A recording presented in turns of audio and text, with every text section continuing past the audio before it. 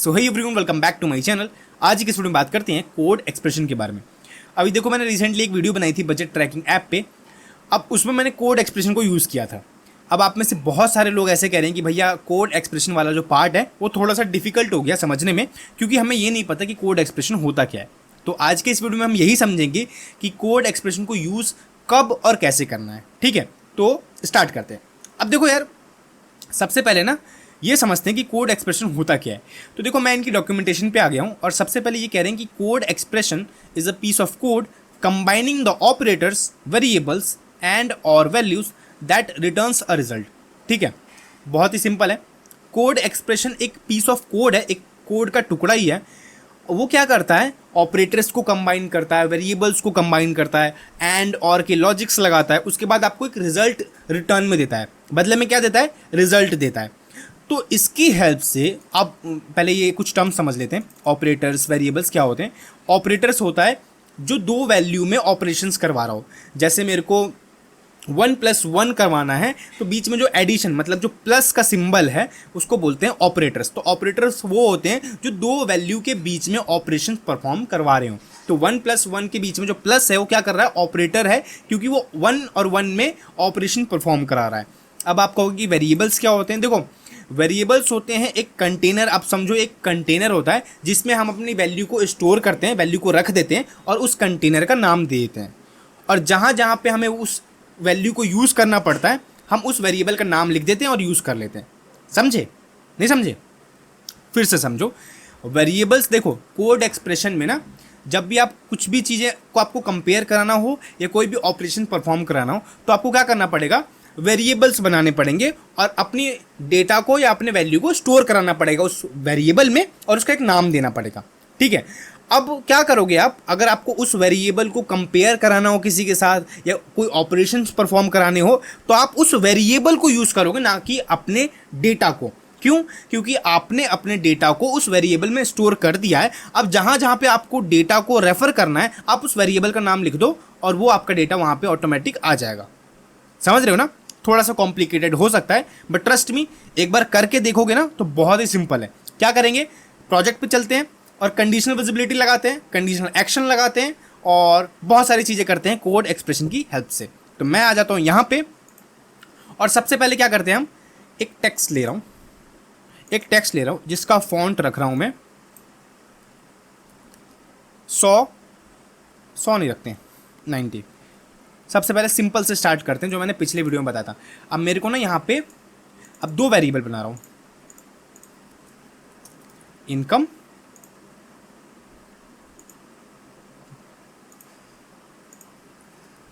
Expense. एक में रख रहा हूँ मैं अपने 200 रुपये, दूसरे में रख रहा हूँ 123 रुपये। कन्फर्म कर रहा हूँ। देखो, आपके पास दो स्टेट वेरिएबल हैं, इनकम है और एक्सपेंस है। इनकम वाले में क्या है? 200 रुपये और एक्सपेंस वाले में क्या है? 123 रुपये। अब मैं चाहता हूँ यहाँ पे ना दोनों का जोड़ आ जाए। दोनों का क्या आ जाए? जोड़ आ जाए। जोड़ आ जाए, या आप माइनस करवा सकते हो या एडिशन करा सकते हो या डिवाइड करवा सकते हो, कुछ भी करा सकते हो। बट मैं क्या कह रहा हूँ कि मेरे को इनकम और एक्सपेंस दोनों ऐड होके यहाँ पे दिख जाए। कैसे करोगे? मैं सिंपली इस पर क्लिक करता हूँ, इस पर क्लिक करूँगा, टाइप करूँगा कोड एक्सप्रेशन। अब देखो यहाँ पे कह रहा है कि भाई रिटर्न टाइप और ऐड आर्ग्यूमेंट। ऐड आर्ग्यूमेंट मतलब होता है कि आप आर्ग्यूमेंट ऐड करो, मतलब वेरिएबल्स बनाओ जो आप अंदर यूज़ कर पाओगे। मैंने बताया ना कि अगर आपको जब भी ऑपरेशंस परफॉर्म कराने होते हैं तो आप अपनी वैल्यू को वेरिएबल्स में स्टोर करते हो और आप उन वेरिएबल्स को यूज़ करते हो कोड एक्सप्रेशन में। ठीक है, एग्जाम्पल्स की हेल्प से समझते हैं। सपोज मेरे को वो इनकम एक्सपेंस दोनों ऐड करवाना है, तो मैं एक वैल्यू वो बनाऊंगा, एक आर्ग्यूमेंट बनाऊंगा जिसका नाम रख दूंगा मैं इनकम वेरिएबल। कुछ भी नाम रख सकते हो, मैं रख रहा हूँ इनकम वेरिएबल। इसका टाइप मतलब इसमें कैसी वैल्यू आप स्टोर कराना चाहते हो। मैंने कहा भाई इंटीजर। ठीक है, मैंने रख दिया नाम। अब ये कह रहा है कि भाई इंटीजर, तो बट कौन सी वैल्यू को आप इसमें रखोगे? मैंने सिंपली इस पर क्लिक किया और अपने इनकम वाले पेज स्टेट को चूज़ कर दिया। मेरा एक वेरिएबल बन गया, इनकम वेरिएबल, और इस वेरिएबल को मैं कहाँ यूज़ करूँगा? अंदर कोड एक्सप्रेशन में। तो मैंने इनकम वेरिएबल के नाम से बनाया, मैं एक और बनाऊंगा किस नाम से? एक्सपेंस वेरिएबल, क्योंकि मेरे को दोनों वेरिएबल में ऑपरेशंस परफॉर्म कराना है। कौन सा ऑपरेशन? ऐड वाला, तो मैं सिंपली एक और बना रहा हूँ, इसका नाम रख देते हैं एक्सपेंस वेरिएबल। आप कुछ भी रख सकते हो, मैं आपको समझाने के लिए रखा हूँ।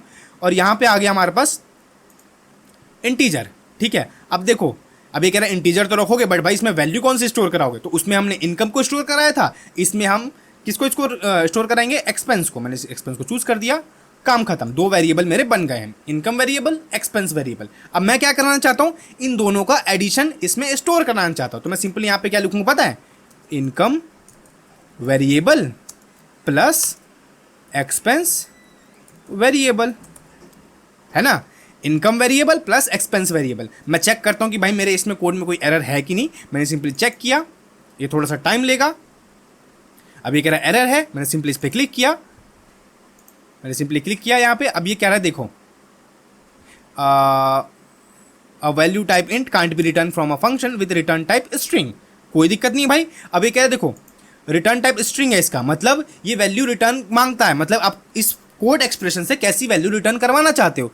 तो मैं क्या करूंगा, इसको रखूंगा इंटीजर और मैं इसको करता हूं चेक एरर, ठीक है। अब मैंने क्या किया था यहाँ पे, इसकी रिटर्न टाइप। अब मैंने क्या कर रखा था, रिटर्न टाइप मतलब होता है कि इस कोड एक्सप्रेशन में ऑपरेशन परफॉर्म कराने के बाद आप कैसी वैल्यू को रिटर्न करना चाहते हो। मैं क्या कराना चाहता हूं, इंटीजर को जब प्लस कराऊंगा तो जो बदले में रिजल्ट आएगा वो भी तो इंटीजर होगा। तो रिटर्न टाइप में आप इंटीजर चूज करना। मैं इसको करता हूं कन्फर्म। देखो नो एरर आ रहा है, अगर कोई एरर आता तो यहाँ पे बताया था। मैं इसको करता हूं कन्फर्म। सक्सेसफुली हमारा कोड एक्सप्रेशन सेट हो चुका है, ठीक है। चेक करके देखते हैं, अच्छे से समझ में आ जाएगा। नहीं समझ में आएगा तो मैं फिर से समझा दूंगा। ये टेस्टिंग मोड ओपन में थोड़ा सा टाइम लेता है, तो इस पार्ट को करते हैं हम स्किप। अब देखो हमारा टेस्टिंग मोड ओपन हो चुका है और यहाँ पे दोनों का जो सम था वो 323 रुपये आ चुका है, ठीक है। तो हमने क्या किया, कोड एक्सप्रेशन की हेल्प से उन दोनों के बीच में ऑपरेशंस परफॉर्म कराए। और कौन सा ऑपरेटर यूज़ किया? प्लस ऑपरेटर यूज़ किया, ठीक है। अब इसको हम करते हैं रिमूव। अब ध्यान से देखना, अब एक बार फिर से देखते हैं, अच्छे समझ में आएगा।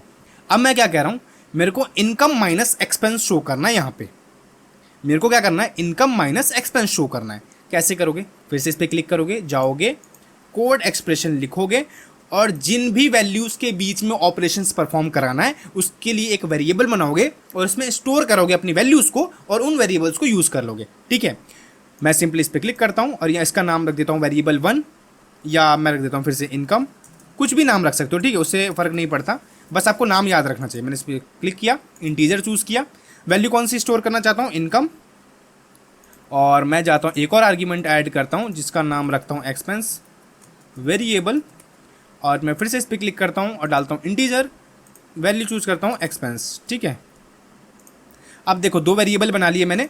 अब यहाँ पे देखो रिटर्न टाइप भी है, जैसा अभी मैंने तुरंत देखा कि रिटर्न टाइप मतलब आप इन ऑपरेशंस को परफॉर्म करा के कैसी वैल्यू को रिटर्न कराना चाहते हो। तो मैं इस पर क्लिक करके सेट कर देता हूँ इंटीजर, ठीक है। रिटर्न टाइप भी हमने सेट कर दिया। अब मैं यहाँ पे क्या कह रहा हूँ, income variable minus expense variable, क्योंकि मेरे को भाई माइनस करना है, पहले ऐड करना था, माइनस करना है। मैंने सिंपली चेक एरर किया, नो एरर। मैं इस पर करूँगा कन्फर्म। अब देखना, अब अगर मैं जाके अपने टेस्टिंग मोड को रीलोड करूँगा तो अब जो वैल्यू होगी वो इनकम माइनस एक्सपेंस आएगी और पहले क्या आ रहा था, इनकम प्लस एक्सपेंस, ठीक है। तो कोड एक्सप्रेशन की हेल्प से आप सारे टाइप के अरिथमेटिक ऑपरेशंस परफॉर्म करा सकते हो। ये थोड़ा सा टाइम ले रहा है लोड होने में, एक बार फिर से रीलोड करते हैं।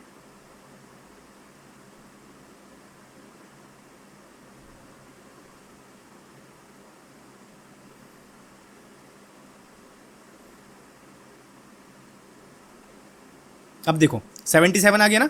77 कैसे आया, मैंने सिंपली इनकम पे क्लिक किया, 200 माइनस 123, 77, समझ गए ना।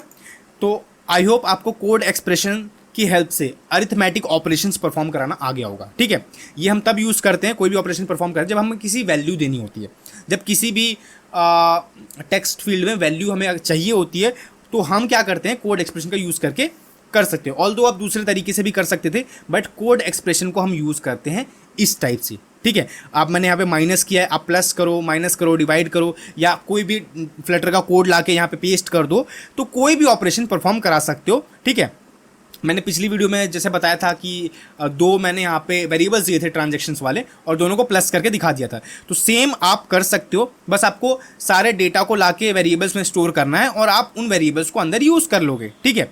और समझते हैं, मैं इसको करता हूँ डिलीट, और यहाँ पे मैं एक कंटेनर ले रहा हूँ, और इस कंटेनर को मैं कलर दे रहा हूँ रेड। ठीक है।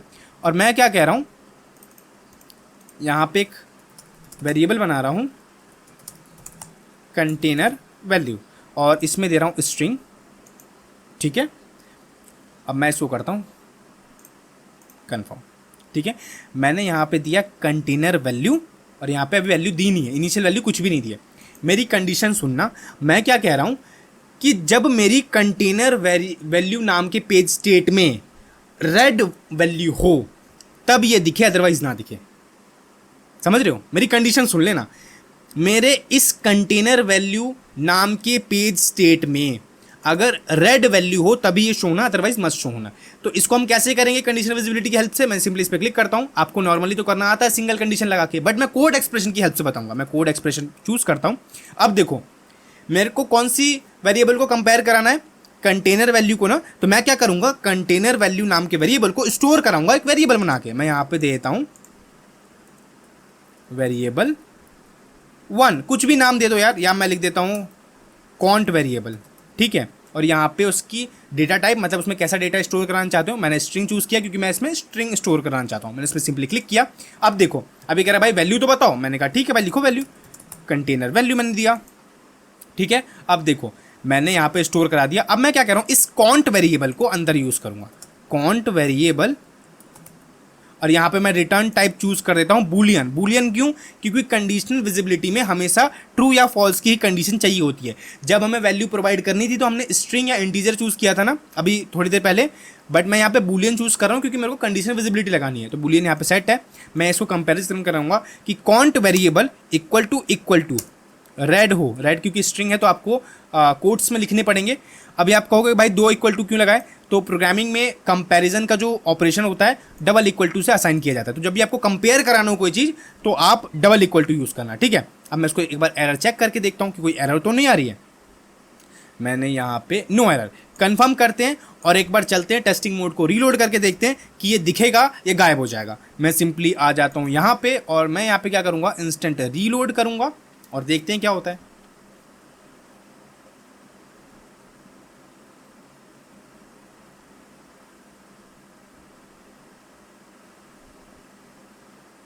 ये अनएक्सपेक्टेड नल आया, क्यों आया देखो मैं बताता हूँ। मैं इस पर क्लिक करूँगा। अब ये कह रहा है कि आपने जो यहाँ वेरिएबल बनाया है वो नलेबल है। ठीक है। नलेबल है मतलब हो भी सकता है नहीं भी हो सकता है, बट आपने यहाँ जो वेरिएबल दिया है वो नॉन नलेबल है, मतलब उसमें वैल्यू होनी चाहिए। इस कॉन्सेप्ट को ध्यान से समझना। बहुत लोग प्रॉब्लम फेस करोगे अगर इस कॉन्सेप्ट को आप नहीं समझोगे तो। याद रखना, जो भी जहां से भी आप वैल्यू को उठा के स्टोर कर रहे हो उस वेरिएबल का डेटा टाइप और नलेबल है या नहीं है वो सेम होना चाहिए। मतलब मैं इस वाली वैल्यूबल को उठा रहा हूं तो ये नलेबल है। नलेबल का मतलब होता है कि इस कंटेनर वैल्यू नाम के वेरिएबल में वैल्यू हो भी सकती है नहीं भी हो सकती है। ठीक है। बट यहाँ पे मैंने क्या किया है, जब वेरिएबल बना रहा था ना तो मैंने यहाँ पे कहा है नॉन नलेबल, चेक नहीं है तो इसको बोलते हैं नॉन नलेबल वैल्यूबल। इसका मतलब कि इसमें हमेशा वैल्यू होगी ही। तो याद रखना जब भी आप वेरिएबल बना रहे हो ना कोड एक्सप्रेशन में तो दोनों सेम होने चाहिए। तो मैं यहाँ पे इसको भी चेक कर देता हूँ और करता हूँ कन्फर्म। अब ये कह रहा है current variable is not valid. मैं इसको करता हूँ एरर को चेक करो क्योंकि ये एरर चेक करने के लिए बोल रहा है। मैंने चेक किया और अब ये मेरे को कंफर्म करने देगा। ठीक है। ये कॉन्सेप्ट याद रखना कि जहां से भी आप वैल्यू उठा रहे हो वो चेक करना कि नलेबल भी हो सकता है या नहीं हो सकता है। अगर नॉन नलेबल है तो कोड एक्सप्रेशन के वेरिएबल में भी नॉन नलेबल होना चाहिए। अगर नलेबल है तो कोड एक्सप्रेशन के वेरिएबल में भी नलेबल होना चाहिए। ठीक है। दोनों तरफ सेम होना चाहिए। अगर थोड़ा सा भी क्लैश करोगे तो एरर फेस करोगे। तो मैं इसको करता हूं आप एक बार इंस्टेंट रीलोड।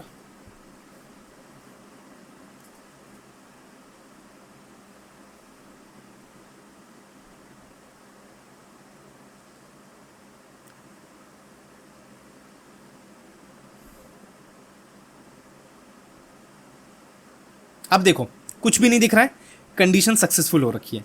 अब आप कहोगे कुछ भी क्यों नहीं दिख रहा, क्योंकि मेरे भाई, मेरे दोस्त, मेरे इस वेरिएबल में कोई वैल्यू है ही नहीं। मैंने कंडीशन क्या लगा रखी है कि इस वाले वेरिएबल में रेड होना चाहिए तभी दिखे। अगर मैं एट मोमेंट यहाँ पे रेड डाल देता हूँ और करता हूँ कन्फर्म, अब देखो, अब मैं अगर रीलोड करूंगा तो मेरे को ये कंडीशन शो हो जाएगी। मैं सिंपली करता हूँ इंस्टेंट रीलोड। अब मेरे को वो जो कंटेनर है वो शो होने लगेगा, ठीक है।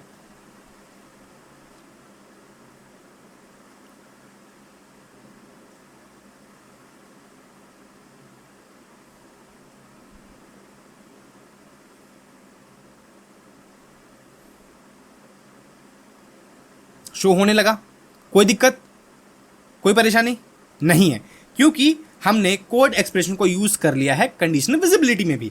कोई दिक्कत नहीं है ना। अब देखो एक और जगह यूज करके देखते हैं और इस वीडियो को क्लोज करते हैं। मैं क्या कह रहा हूं, कलर में भी मैं कोड एक्सप्रेशन का यूज करके कलर देना चाहता हूं। कैसे करूंगा, सिंपल है, बहुत सिंपल है। मैं एक वेरिएबल बनाता हूं, सपोज करो। वेरिएबल इसलिए बना के दिखा रहा हूं क्योंकि आपको पता लगे कि वेरिएबल्स को कंपेयर कैसे कराते हैं। मैं यहाँ पे कलर वेरिएबल दे रहा हूं, ठीक है, और यहाँ पे दे रहा हूँ इसको स्ट्रिंग, ठीक है, स्ट्रिंग दे रहा हूँ। और ये मेरा नलेबल नहीं है, ठीक है, नलेबल नहीं है। मैं यहाँ पे कर रहा हूँ रेड, मैं इसको करता हूँ कन्फर्म। अब मैं इस कलर में भी ना, इसके कलर को भी कोड एक्सप्रेशन की हेल्प से दूंगा। कैसे करूँगा, मैं सिंपली इस पर क्लिक करता हूँ और मैं जाता हूँ इसके कलर में, और मैं यहाँ पे इफ़ की कंडीशन दे रहा हूँ।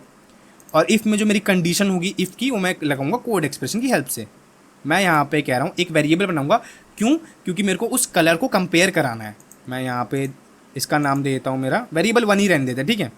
इसका जो स्ट्रिंग है डेटा टाइप, और ये भी नॉन नलेबल है, वहाँ पे भी नॉन नलेबल है, ठीक है, याद रखना दोनों नॉन नलेबल होना चाहिए। या तो नलेबल है तो दोनों नलेबल होने चाहिए, अगर नॉन नलेबल है तो दोनों वेरिएबल्स नॉन नलेबल होने चाहिए, ठीक है, समझ गए ना। मैं यहाँ पे अपना वेरिएबल चूज़ कर दूँगा कलर नाम से। अब अंदर देखो मैं क्या कह रहा हूँ कि कलर इक्वल टू अगर रेड हो, और इसको एरर चेक कराता हूँ। अब ये मेरे से कह रहा है एरर अनडिफाइंड कलर नेम। अच्छा, मैं देखो मैंने यहाँ पे कलर दिया, अभी कह रहा है भाई कलर तो डिफाइन ही नहीं है। तो मैंने वेरिएबल नाम रखा है, मैंने वेरिएबल 1 के नाम से, और अंदर कलर यूज़ कर रहा हूँ। तो मैं इसको कॉपी करता हूँ और इसको यहाँ पे पेस्ट करता हूँ, ठीक है। मैं इसको करता हूँ चेक एरर, और मैं इसको करता हूँ कन्फर्म। मैं कह रहा हूँ अगर ये वाला कोड एक्सप्रेशन ट्रू हो, ट्रू रिटर्न करे, तो यहाँ पे दे दो एरर, एल्स में दे दो कोई भी कलर, सेकेंडरी कलर। कन्फर्म करता हूँ, ठीक है। मैंने कोड एक्सप्रेशन की हेल्प से कलर भी दे दिया। एक बार चेक करके देखते हैं कि ये चीज़ें काम कर भी रही हैं कि नहीं। तो सिंपली मैं क्या करूँगा, इंस्टेंट रीलोड करूँगा और चेक करके देखूँगा कि जो भी हमने कलर दिया है कंडीशनली वो सेट हो भी रहा है कि नहीं।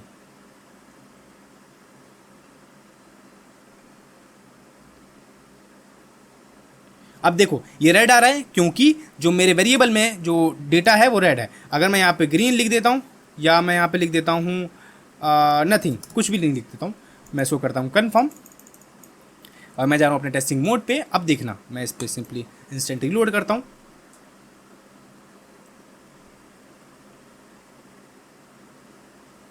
फिर से लोड करता हूँ, शायद ये लोड नहीं हुआ है।